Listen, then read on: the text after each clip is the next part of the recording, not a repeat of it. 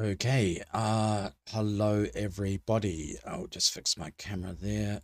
It's about right, I think. Oh, do I need to move over a bit? Actually, that way. Um, about Crowdstrike. I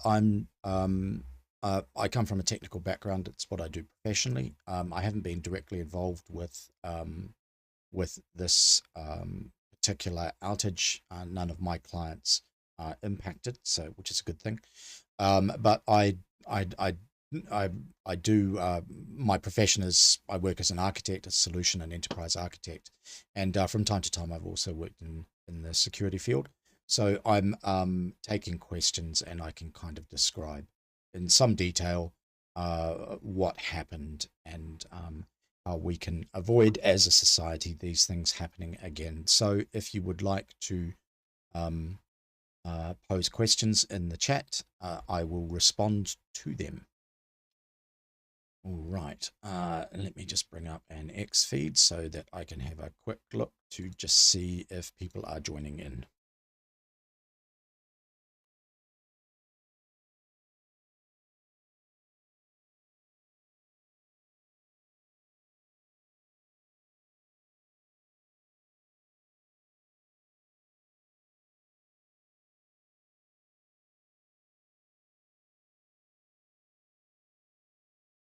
Right, nothing much there to see. Okay, so how many viewers have I got in here? Someone's watching on YouTube, which is great. Hello, YouTube. Nice to see you. Welcome to the floating head of SimonTV. I'm also going out on Rumble. Let's have a quick look at that feed.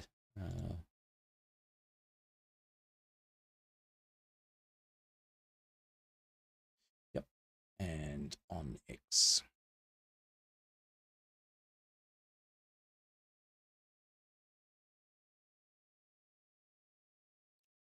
Okay, ooh, that is interesting. X is not showing the, what is it? Might need to do another test on there just to make sure that it is working properly.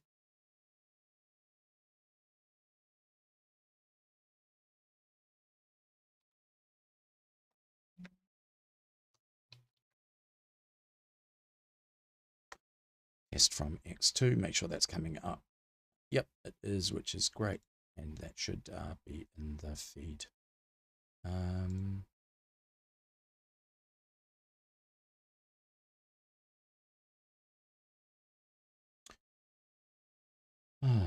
Okay, anyone who is joining in the chat, please do say hello so that I know that you're here. All right, so what happened? So the issue is that CrowdStrike pushed out an update that was was poorly written and broke the systems that received it. Now, there's a whole bunch of things that are wrong with that, and a lot of it is to do with technology, process, and procedure as much as it is poor software. Now, typically what happens in enterprise environments is there's the concept of change control. The philosophy is that everything is working, and what you need to do is to be very, very careful if you change anything, because that is when things can break. So to manage that change process, we have this thing called change control. And typically how that works is that there are a variety of different environments for testing, staging, development, and those sorts of things before software changes hit production, where they can have an impact on real world workloads. So what happens is that in-house developers will, for instance, create code in a bit of a playground, which is their development environment. And when they're about ready for it, a formal business process is triggered whereby the changes considered, usually by a review board, and it is promoted into a more formalized environment. For instance, it could be staging, it could be pre-production, it could be tests. There are a variety, and organizations take a different approach to how many of those environments and how rigorous they are with their testing. But the point is that all of those changes are considered, the impacts are documented, how it is rolled back is all written down, and everyone is aware of it before the change occurs. And this helps to insulate production environments from changes that can cause problems. Now, with Crowdstrike, the issue is that an untested change has been applied to production systems, and it has caused outages by breaking them. Now, in CrowdStrike's defense, they effectively do two types of updates. The first is to the software proper, to their endpoint protection application, and the other is to their threat definitions, which is effectively the data that their software uses to determine if activity is suspicious and the software needs to deal with it. So the second type of change is a lot more justifiable in a production environment. What you are always wanting as a customer is to be insulated from rapidly emerging threats from the internet, and there's a term for this. They're called zero-day exploits. And what happens is when a flaw is found in software that is exploitable, is that hacker groups very, very rapidly look to exploit that flaw, whereas security vendors are looking to, as rapidly as possible, respond and protect against it. So there's a really solid case, given that these things happen so rapidly, to ensure that your definitions, your threat definitions, are up to date. And how you can do that is by allowing the threat definitions, which is really, in theory, just the data the application uses, to be updated automatically, avoiding the change control process. There is an argument, there is a case for doing that. However, what there is never a case for is introducing untested change into production of the application proper. Because, particularly for something like CrowdStrike's endpoint protection, because it directly interfaces with core components of the operating system, the kernel. There are drivers which directly impact the behavior of the system proper. Now, CrowdStrike is saying, oh, look, this was just a definitions data update. Well, it wasn't, because my understanding is that one of the components that was an aspect of this update was a driver which impacted directly into the kernel. Now, that is not a definition update.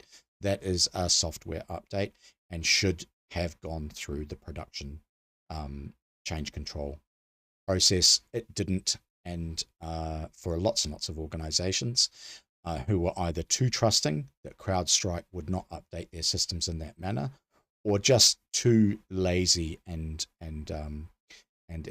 looking for expediency of protecting themselves. There's a compliance component with that, in that many organizations, because of the seriously rising costs of insurance for security compromises, technology security compromises, go to great lengths to ensure they're ticking all of the boxes to keep their insurance premiums down. Now, the problem with compliance is when you're doing that, it can interfere with what is best practice, and you get burnt as a company, as many are. There also is a philosophical issue here, and that is, as Eric Raymond pointed out on Twitter yesterday. For those who don't know, Eric Raymond is, it'd be fair to say, he's a software philosopher. He's the chap who back in the 1990s wrote an incredible work called The Cathedral and the Bazaar, analyzing software development methodologies, the difference between the world of proprietary software development and open source and free software. It's been updated several times in the intervening decades, and it is fair to say that that paper very strongly influenced the philosophy of a generation or even two generations of technologists who are familiar with it. And one of the points that he made on Twitter yesterday, let me just bring that up.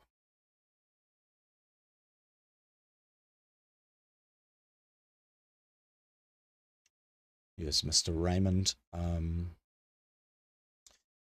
Mr. Raymond saying, the folly of closed source software strikes again. Every computer running Crowdstrike Falcon crashed a few hours ago and is stuck in a boot loop. Talking about the impact.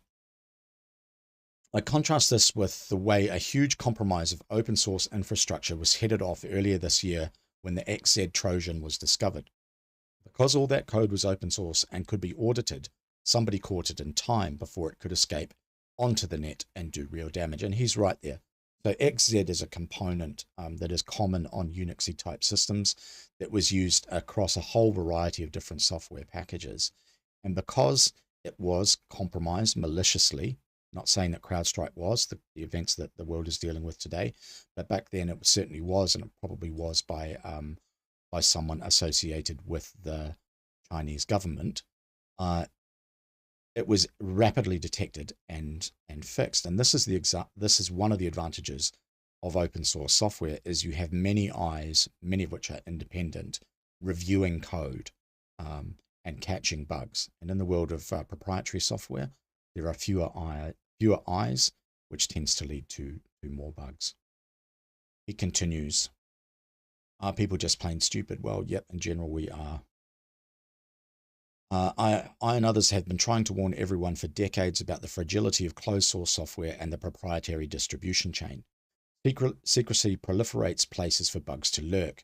As our civilization depends more and more dependent on software to keep the wheels turning, the risks and deadliness of that secrecy is only rising. Take this day as a warning, because the next disaster of this kind will only be worse and could cost millions of lives. Get the hell out of closed source software now, not just operating systems like Windows, but applications too. Civilization you save could be your own.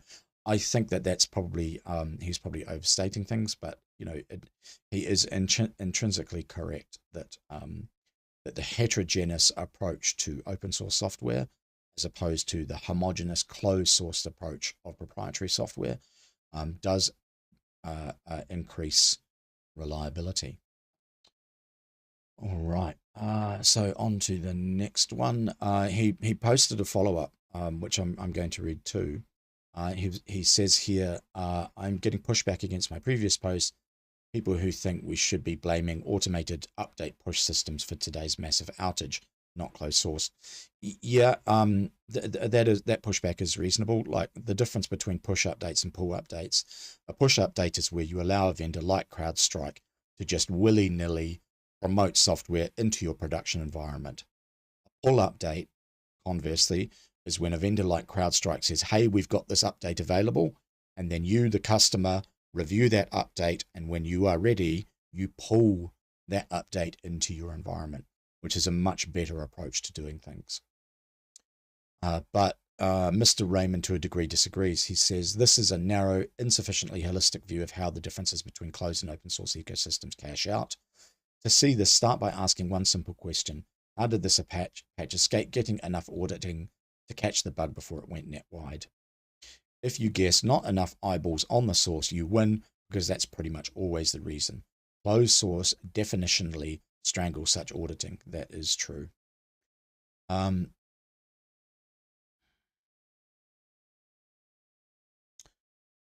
Well, reality just punched us in the face with evidence of how much open source makes your odds better. Yep, it is the case.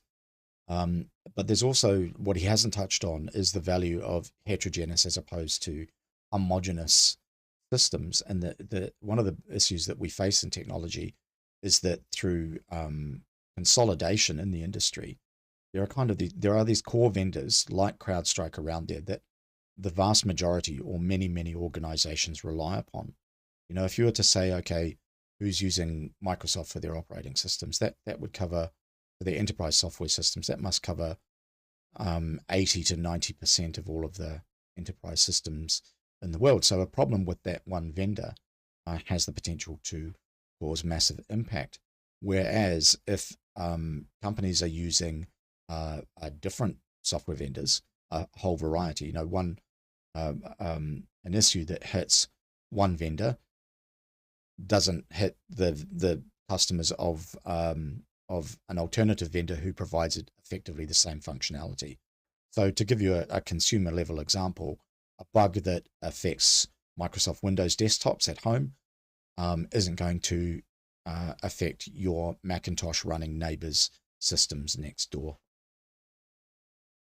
Okay, and looking at I better just have a quick look again at the chats just to see if anyone is coming in, and nope, not so far.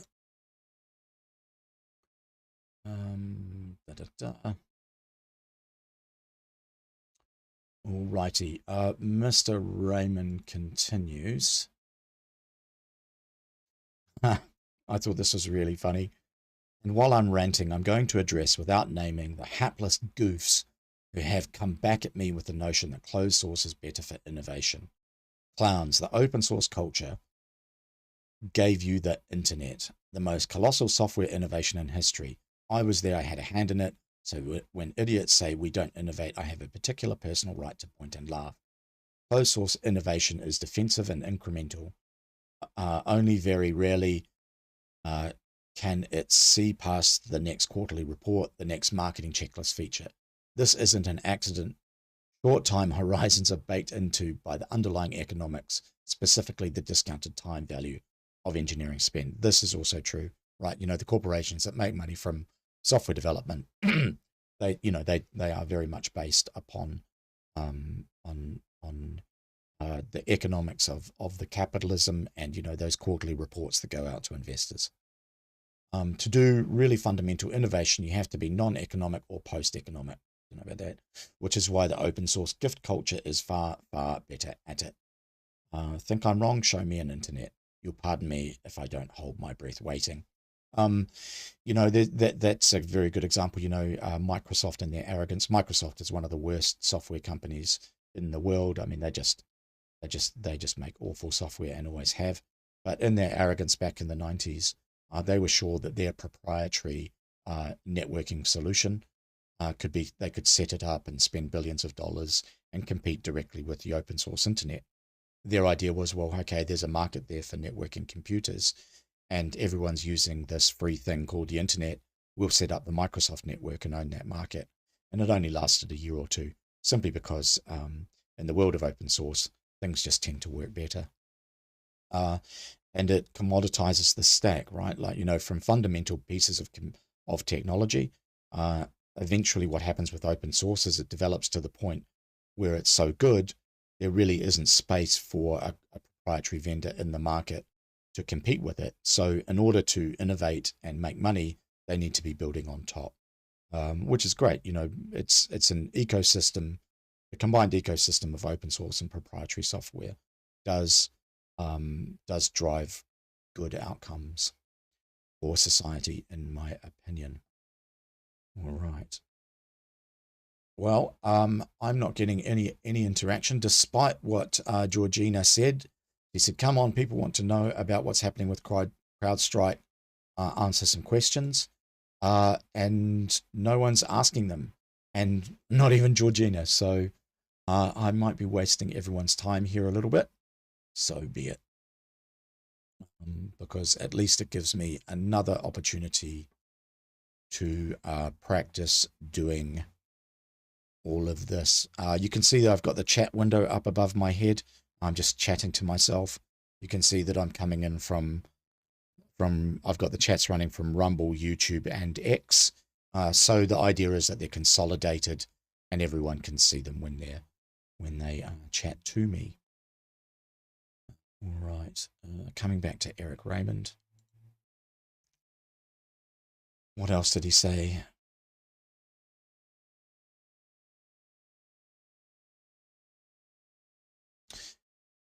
Both movements want to eliminate closed source, but the motivation is different. For the GNU folks, closed source is morally evil, whereas open source folks, like me, want closed source gone because it's crappy and dangerous.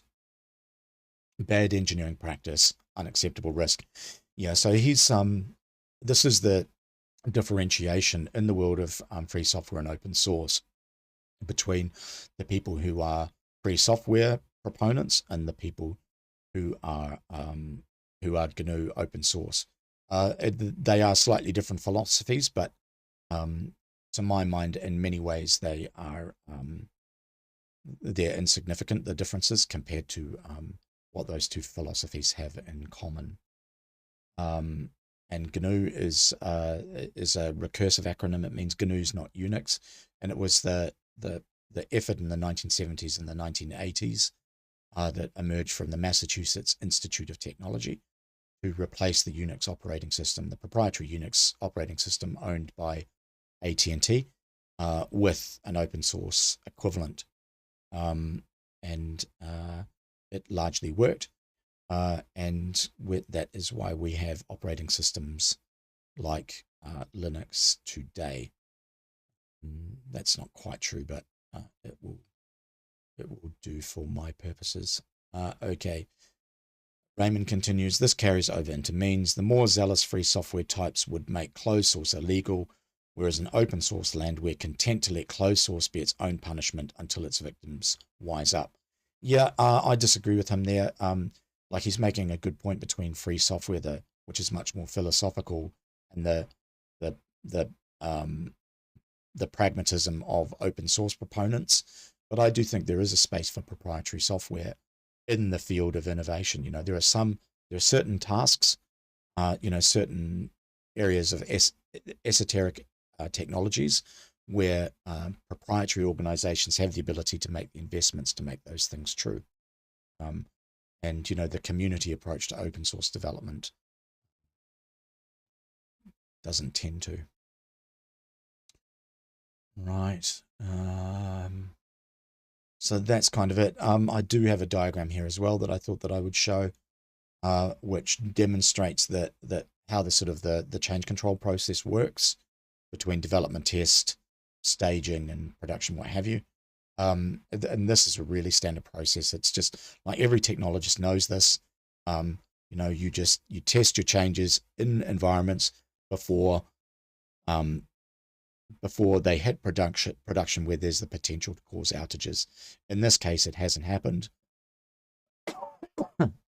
Excuse me. And eventually, we're going to get to the point where it's assignment of blame. I think a certain amount of blame lies with CrowdStrike. They've pushed out what they've told their customers is a definitions update of the data, which in point of fact looks like is an actual application update to the running software, and that is a big no-no. Conversely, on the customer side, they've been too trusting, they've been lazy, they've been expedient, they've been focused on ticking compliance boxes and just allowing a vendor to be able to introduce a change to their production systems. So when it comes to the assignment of blame, there's a little bit on both sides. Now, another point that that came up when I was speaking with Georgie earlier was what was that? Was that point? Oh yes, about the fact that it's not as simple as just reversing this change. So what a whole bunch of engineers around the world are doing right now is they're having to manually intervene on all of these systems who are impacted to repair them. So they're having to log onto the box. They can't push this out automatically. They're having to log onto the box individually, undo the change, and put in the repair. Now that's arduous enough in an engineer's daily activities, but there's also the potential when these systems crashed or other software running on those boxes who have also encountered error conditions. For example, if one of the applications was running on top of it was a database, the engineers will need to check to ensure that there hasn't been data corruption. So there's a lot of that sort of forensic activity that needs to occur after the underlying cause has been fixed. Then on top of that, there's all of the integration, right? Like the way that enterprise servers tend to work these days is that they are components of a much larger business process.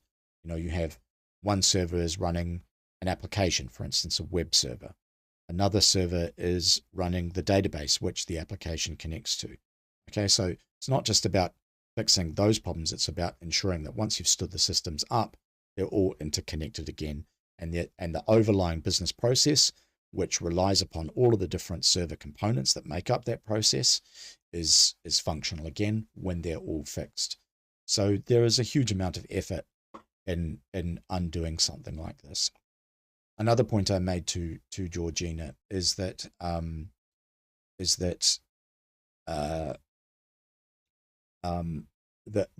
the engineer to server ratio is a lot smaller than it was. You know, back in the 90s, when you had, and early 2000s, when most systems were enterprise systems were servers in a data center that were physical boxes, you might get a ratio of 1 engineer per 20, maybe 30 servers would be about reasonable in most enterprises. Maybe 1 to 20 to 1 to 50, somewhere in there, depending on how sophisticated your management systems were. But since that time and the advent of cloud and virtualization, systems have really proliferated to the point where 200 systems per engineer to 500 to 1 to even thousands to 1 are really common in lots of enterprises, particularly the larger ones, which works well most of the time because you have automated management tools that allow you to introduce a change to many systems if it's trivial and it's gone through change control very rapidly at the press of a button. The problem is when those systems aren't available, like in this case, and each system needs to be dealt with on a server by server basis. That ratio of 1 engineer to hundreds of systems, even thousands of systems, means that the repairs are going to be particularly time consuming. So yeah, right now there are a lot of busy people. Many organizations will be looking to augment their internal support staff with temporary contractors to do a bunch of this stuff. Some of which is going to be, you know, fairly repetitive, generic repair of this particular underlying issue, but some of which is actually going to be fairly sophisticated sort of work as people conduct that forensic activity to ensure that no other damage was caused. All right. I see people talking about whether or not this was deliberate, whether it was the deep state, whether it was a security attack. No, I haven't seen any evidence of that. This just across the board, you know, from the outside looking in, because I'm not involved with Crowdstrike. I've worked with them. They've been a vendor. I've been a customer of theirs at a variety of different organizations, but I don't have any inside knowledge. But this just appears to me to just be a mistake. Not assigning blame particularly upon anyone, but it definitely does fall a lot on Crowdstrike, but also on their customers who allowed this kind of access to their production systems. Okay, so that is, I think, probably everything I'm going to say. I am disappointed that no one's joined me on the chat. How long have I been streaming for? Quite some time, I think, probably about 20 minutes. Okay, so yeah, no one's really interested in what I have to say about technology or has any questions, which isn't the worst thing in the world because, you know, I make a career of this stuff, and really the last thing I want to be doing on my Saturday is talking about technology. All right, well, but anyway, thanks for tuning in. It's another practice